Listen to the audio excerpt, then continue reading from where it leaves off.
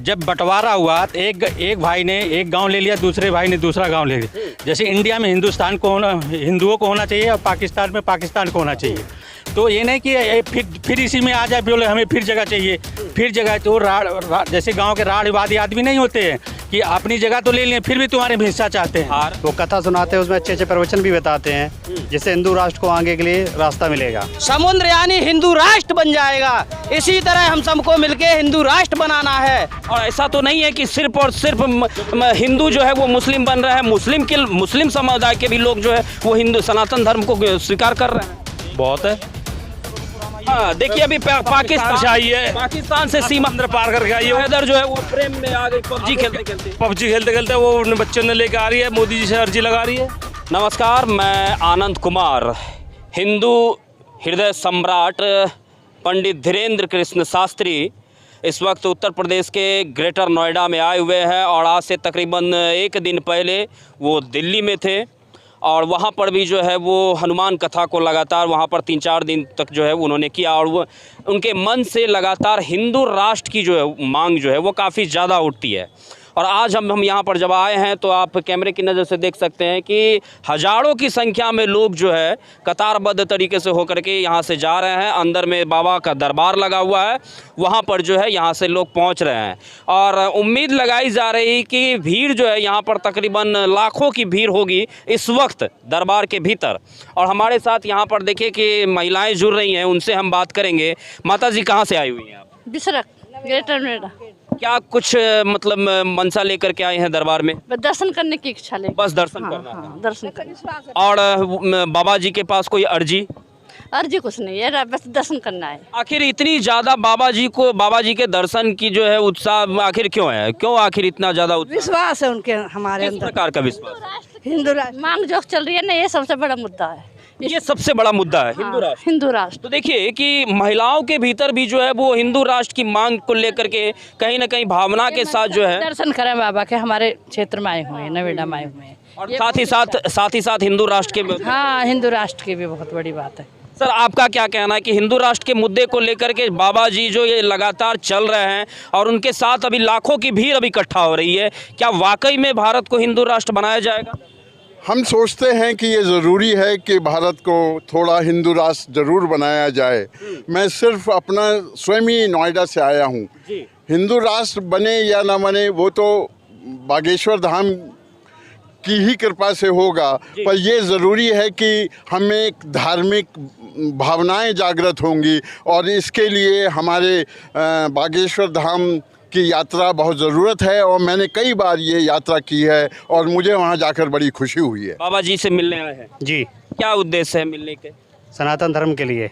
सनातन धर्म के लिए जी। बाबा जी तो ऐसे और भी बहुत सारी बात कथा करवाते हैं, कथा सुनने के लिए नहीं आए सिर्फ सनातन धर्म। वो कथा सुनाते हैं, उसमें अच्छे अच्छे प्रवचन भी बताते हैं, जिससे हिंदू राष्ट्र को आगे के लिए रास्ता मिलेगा। तो मतलब यहाँ पर जितने भी लोग आ रहे हैं ये हिंदू राष्ट्र की मांग करते हैं। ये हमारे गुरुदेव का नाम है पंडित धीरेन्द्र कृष्ण शास्त्री। इस नाम के पीछे, धर्म के पीछे बहुत कुछ छिपा हुआ है। पंडित यानी पानी शीतल बहने वाला, कभी न रुकने वाला। ये जो जनता जा रही है ये छोटी छोटी नदियों की तरह पानी समझो। धीरेन्द्र यानी धीरज रखो, धीरे धीरे बहते रहना है। धीरेन्द्र यानी धीरज रखो, धीरे धीरे बहता रहना है। पंडित धीरेन्द्र कृष्ण शास्त्री किसी से नहीं डरना है, सिर्फ अपने धर्म के लिए आगे ही बढ़ते जाना है। शास्त्री यानी धीरे धीरे बहते बहते शास्त्री ऐसे समुंदर बन जाएगा जो न किसी के आगे झुका है और न कभी झुकेगा। समुद्र यानी हिंदू राष्ट्र बन जाएगा। इसी तरह हम सबको मिलके हिंदू राष्ट्र बनाना है।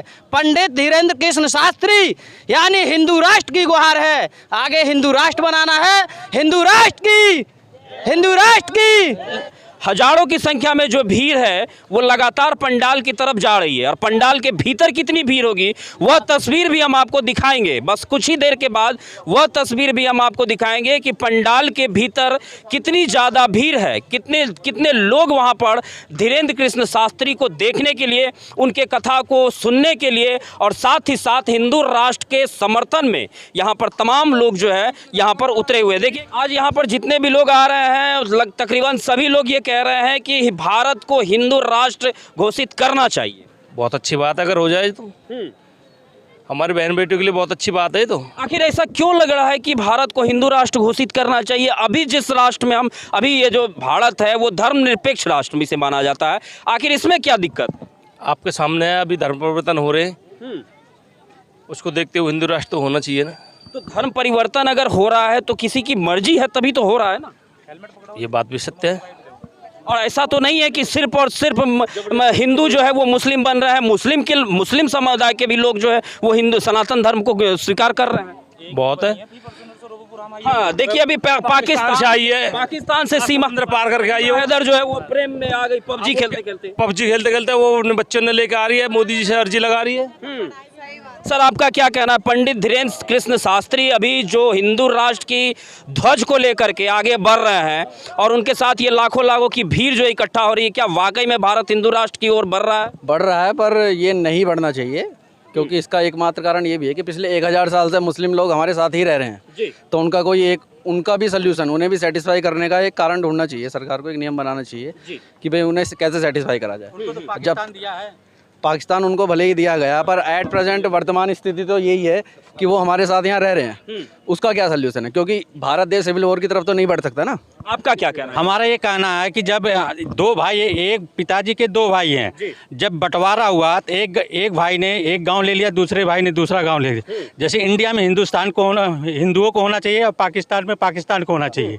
तो ये नहीं कि फिर इसी में आ जाए, बोले हमें फिर जगह चाहिए, फिर जगह। तो जैसे गाँव के राढ़वादी आदमी नहीं होते हैं कि अपनी जगह तो ले लिए, फिर भी तुम्हारे में हिस्सा चाहते हैं। भारत में जो बंटवारे के वक्त भारत में जो मुसलमान रहे थे वो अपनी स्वेच्छा से रहे थे, उन्हें जो है मतलब जबरन भगाया तो नहीं गया था। उनको भगा देना चाहिए उसी टाइम, तब ये हमें जो है हिंदू राष्ट्र की जो घोषणा हो गई, हिंदुस्तान में हिंदू ही रहेंगे तो हिंदू क्यों रहना चाहिए। ये नहीं कि उनको अलग कर देना। जब सिख अलग हुए, हिंदुओं से अलग हुई ना। तो आज आप लोगों का क्या कहना है कि अगर भारत को हिंदू राष्ट्र बनाया जाएगा तो क्या इस देश से मुसलमानों को उखाड़ के फेंक दिया जाएगा? इस देश से नहीं उखाड़, इस देश से मुसलमानों को अलग देश पहुंचा दिया जाएगा? अलग देश पहुंचाना नहीं, उनको अलग देश दिया गया, उसी देश में भेजा जाएगा। पहुंचाने की जरूरत नहीं, उनको भेजा जाएगा, पाकिस्तान भेजा जाएगा। पाकिस्तान भेजा जाएगा। किराया दे देंगे उनके लिए एक ऐसी व्यवस्था करनी चाहिए जिससे वे भी सेटिस्फाई हों इस हमारे साथ रहने के लिए। किसी हमें जैसे यूनिफॉर्म सिविल कोड आ रहा है अभी, तो उसके साथ उसी नियम को मानते हुए वे हमारे साथ रहें और सुरक्षित रहें वे भी। यूनिफॉर्म सिविल कोड पर हम बात करेंगे, लेकिन इस वक्त बाबा धीरेन्द्र कृष्ण शास्त्री का दरबार यहाँ पर लगाया गया है और इतने सारे लोग यहाँ पर इकट्ठा हो रहे हैं, तो कहीं ना कहीं हिंदू राष्ट्र की ओर जो है वो भारत आगे बढ़ रहा है। मेरा कहना है कि धीरेन्द्र शास्त्री जी बहुत अच्छे कदम उठाए हैं और हमें इनका सहयोग करना चाहिए। हम सहयोग कर भी रहे हैं। हम खुद एक ब्राह्मण आदमी हैं, हमें जितना झेलना पड़ता है ना मुसलमानों की तरफ, वो हमें बता सकते। आप हमारे आजमगढ़ में आ जाइए, वहाँ रेड पट्टी लगी हुई, इतना दूर मुसलमान का बैंड बजेगा, उतना देर हिंदुओं को बजेगा। आपका क्या कहना है? इस देश को, क्या भारत को हिंदू राष्ट्र की ओर जो अभी बढ़ाया जा रहा है, इस पे जाना सही? बिल्कुल सही है। और हिंदू राष्ट्र होने का मतलब ये थोड़ी है कि मुसलमानों को बाहर यहाँ से भगा दिया जाएगा, ये होएगा।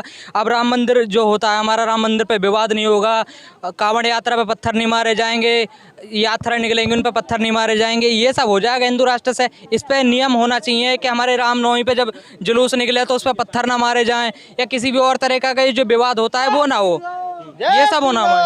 ये सब होना चाहिए। आपका क्या कहना है? हमारा ये कहना है कि भैया सबसे बड़ी बात है हमारे ग्रेटर नोएडा की धरती, पावन धरती पे आज हमारे प्रणय हृदय सम्राट गुरुजी धीरेन्द्र शास्त्री जी का आगमन हो रहा है। सबसे बड़ी खुशी की बात तो ये है कि हमें इससे बड़ी और खुशी नहीं मिल सकती, जो देखते हुए कि आज सब हिंदू भैया, भाई और बहन और माँ बेटी सब इकट्ठा हो रहे हैं। सबसे बड़ी खुशी की बात यही है। निश्चित तौर पर धीरेन्द्र कृष्ण शास्त्री तमाम हिंदू के, जितने भी हिंदू हैं उनको एक मंच दे रहे हैं, एक मंच पर ला करके उन तमाम लोगों को, तमाम हिंदुओं को ला करके एक मंच पे खड़ा करने की कोशिश ज़रूर कर रहे हैं। लेकिन दिलचस्प बात यह होगी कि क्या आने वाले समय में जिस प्रकार से तमाम हिंदुओं को एक मंच पे खड़ा किया गया है, क्या आने वाले समय में इन तमाम हिंदुओं को लेकर एक बड़ी जो है वो आंदोलन की जाएगी कि हिंदू राष्ट्र बनाने को लेकर के?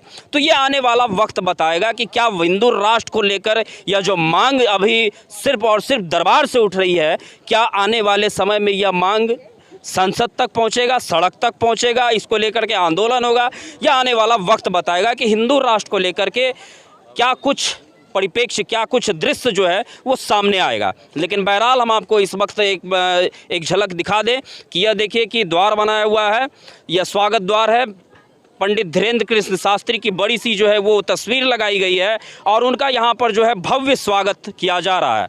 उत्तर प्रदेश के ग्रेटर नोएडा में यहाँ पर धीरेन्द्र शास्त्री आए हुए हैं और 16 जुलाई तक उनका यहाँ पर कार्यक्रम चलना है। 9 जुलाई से 16 जुलाई तक उनका यहाँ पर कथा होगा और कथा के साथ साथ हिंदू राष्ट्र की जो है वो मांग भी उठेगी।